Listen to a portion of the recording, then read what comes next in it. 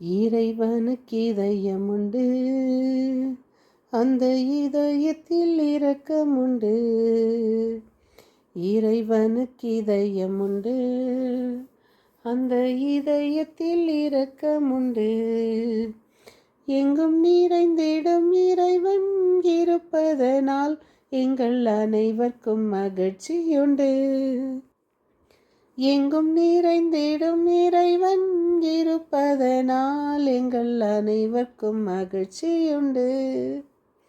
இயேசுவின் இருதயமே. 7:6-24 இருக்கிறோம். என்று இயேசுவின் திரு இருதய பெருவிழா. என் இனி அன்புள்ளங்களே, தூய ஆவியானவர் நம்மை வழி நடத்தி கொண்டிருக்கிறார். அன்னை மரியா நமக்காக என்றும் எப்பொழுதும் பரிந்து பேசிக்கொண்டிருக்கிறார். நாம் தொடரும் சங்கீத தொடர்ச்சி 25:7-8-9. என் இளமை பருவத்தின் பாவங்களையும் என் குற்றங்களையும் நினையாதையும் உமது பேரன்பிற்கேற்ப என்னை நினைத்திரளும். ஏனெனில் ஆண்டவரே, நீரே நல்லவர். ஆண்டவர் நல்லவர், நேர்மையுள்ளவர். ஆகையால் அவர் பாவிகளுக்கு நல்வழியையும் கற்பிக்கின்றார். எளியோரை நேரிய வழியில் அவர் நடத்துகின்றார்.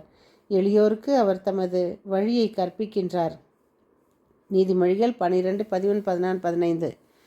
தீயோர் தம் பொய்யுரையில் தாமே சிக்கிக்கொள்வர். நேர்மையாளர் நெருக்கடியான நிலையிலிருந்தும் தப்புவர். ஒருவர் தம் பேச்சினால் நற்பயன் அடைகிறார், வேறொருவர் தம் கைகளினால் செய்த வேலைக்குரிய பயனை பெறுகிறார். மூடர் செய்வது அவர்களுக்கு சரியென தோன்றும். ஞானிகள் பிறருடைய அறிவுரைக்கு செவி கொடுப்பர். இன்றைய வாசகம் ஓசேயா 11:1-3-4-8-9. என் உள்ளம் உன் பக்கம் திரும்பியது. இரண்டாம் வாசகம் எபேசியர் 3:8-12-14-19. அறிவுக்கு எட்டாத இந்த அன்பை அறிந்து கொள்ளும் ஆற்றல் பெறுவீர்கள். கிறிஸ்துவுடைய அன்பின் அகலம், நீளம், உயரம், ஆழம் என்னவென்று உணர்ந்து அறிவுக்கு எட்டாத இந்த அன்பை அறிந்து கொள்ளும். இன்றைய தூய நற்செய்தி வாசகம் யோவான் 19:31-37.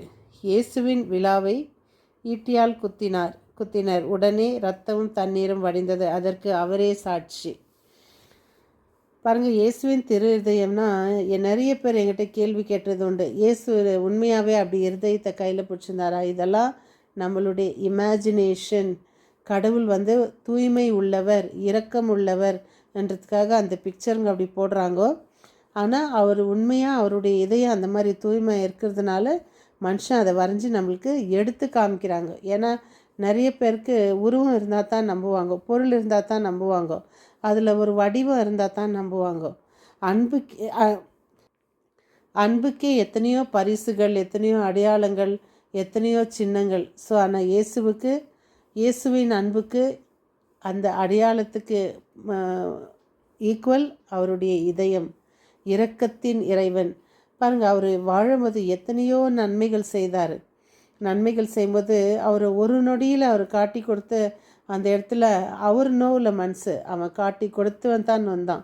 ஐயோ, நான் பாவமற்ற ஒரு மாசில்லா அந்த இவரை காட்டி கொடுத்துட்டனே அப்படின்னு. அதனால் இயேசுவின் அன்பு அந்த மாதிரி அன்பு.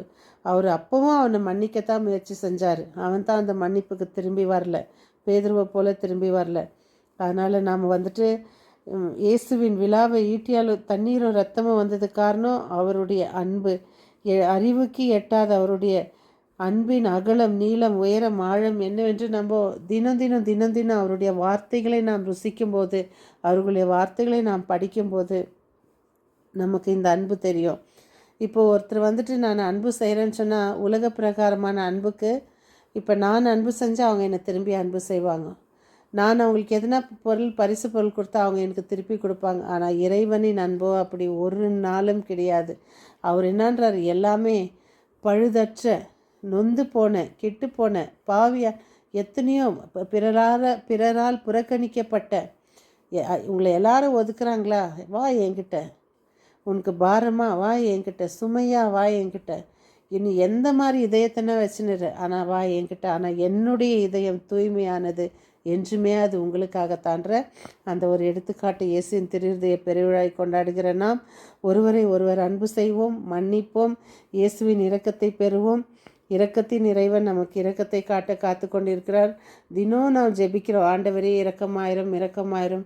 ஆனால் அவருடைய இரக்கத்தை எத்தனை பேர் பெற்று பயனடைந்துள்ளீர்கள்? அந்த இரக்கத்தை நாம் பெறுவோம்.